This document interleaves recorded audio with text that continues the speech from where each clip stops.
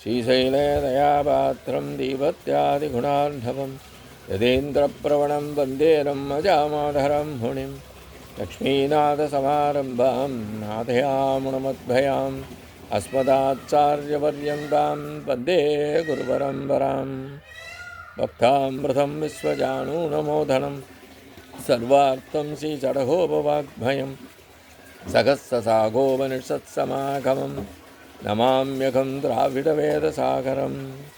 திருவழுதினாடென்றும் தென்குருகூரென்றும் மறுவினியவன் பொருணல் என்றும் அருமறைகளந்தாதி செய்தான் அடியினையே எப்பொழுதும் சிந்தியாய் நெஞ்சே தெளிந்து ஏத்த பெருங்கேத்தி ராமானுஜ மனிதன் வாய்த்த மலர்பாதம் வணங்குகின்றேன். ஆய்த்த பெரும் சீரார் சடகோபன் செந்தமிழ் வேதம் தரிக்கும் பெறாத உள்ளம் பெற. எம்பெருமான் திருவுருளாலே ஆச்சாரியன் அனுகிரகத்தாலே கடந்த பல தினங்களாக நம்மாழ்வார் அருளி செய்த திருவாய்மொழியை நாம் அனுபவித்து வருகிறோம். இன்றைய தினம் நாம் காண இருப்பது 259ஆம் பதிகம் 2ஆம் பாசுரம்.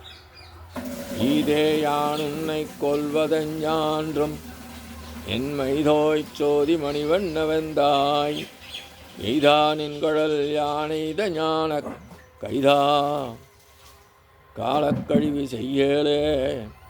இதே யான் உன்னை கொள்வது எஞ்ஞான்றும் என் மைதோய் சோதி மணிவண்ண எந்தாய் எய்தா நின்கழல் யான் எய்த ஞான கைதா காலக்கழிவு செய்யலே.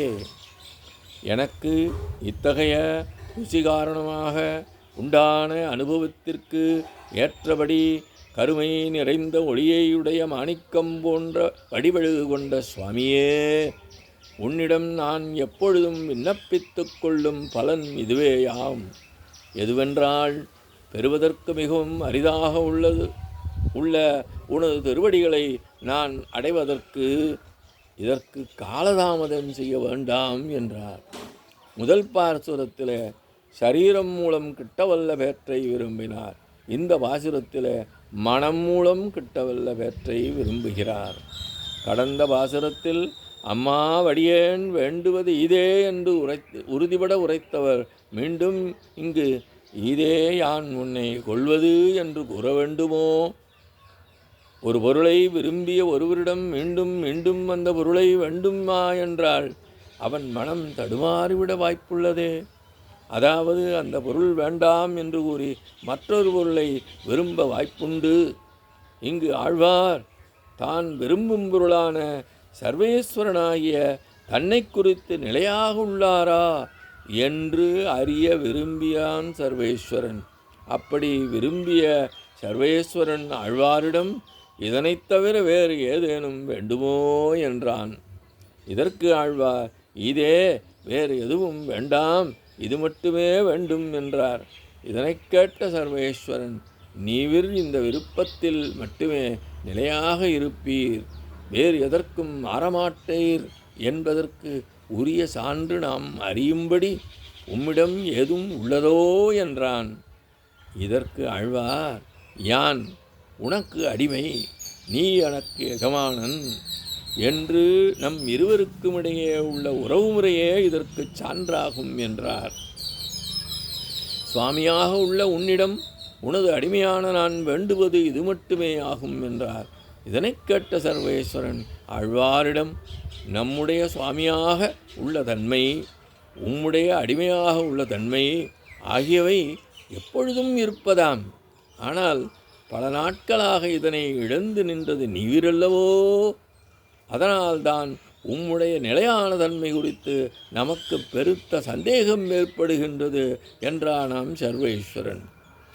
உடலில் பூசப்படும் வாசனையான பொருள்கள் 3-4 முறை குளித்த பின்னர் நிற்குமோ? இதே போன்று நீர் எத்தனை காலம் இந்த நிலைப்பாட்டில் நிலையாக இருப்பீர் என்று கேட்டான். இதற்கு ஆழ்வார், எஞ்ஞான்றும் இந்த சரீரத்திலே உயிர் உள்ள வரைக்கும் இதுவே என் விண்ணப்பம் ஆகும் என்றார். இதனை கேட்ட சர்வேஸ்வரன், நீவிர் இப்படிப்பட்டதான ஓர் இலக்கில் நிற்கும்படியாக கெட்ட கல்வியை யார் உமக்கு அளித்தது என்று நகைச்சுவையுடன் கேட்டான். உன்னுடைய திருமேனி அழகல்லவோ இதற்கு காரணம் என்று விடையளித்தார் ஆழ்வார். எய்தா நின் கடல் யான் எய்த ஞானக் கைதா, பெறுவதற்கு மிகவும் அரிதான உன்னுடைய திருவடிகளை உன் மூலமாகப் பெறுவேன் என்றுள்ள நான் அதனை பெரும்படியாகச் செய்வாயாக என்று விண்ணப்பித்தார். அதற்கு சர்வேஸ்வரன் அன்றே பெற்றுவிட்டீர் அல்லவோ என்றான். இதற்கு ஆழ்வார், எனது மனதளவில் நான் அடைந்தேன் என்று எண்ணினால் போதாது, நீரில் மூழ்குபவர்களுக்கு கை கொடுத்து உதவு போன்று ஞானம் என்னும் கையை அளிக்க வேண்டும் என்று வேண்டினார். காலதாமதம் செய்யாமல் இப்பொழுதே அளிக்க வேண்டும் என்று வேண்டினார் ஆழ்வார். அதற்கு எம்பெருமான், விரைவு என்பதுதானே நமக்கு எப்பொழுதும் அறிந்த ஒன்று என்று கூறுகின்றான் என்பதாக இப்பாசல் விளக்கம் அமைகின்றது. இத்தோடு இன்றைய காலையிலே செய்கின்றோம். எம்பெருமான் திருவடிகளே சரணம். நம்மாழ்வார் திருவடிகளே சரணம். எம்பார் திருவடிகளே சரணம்.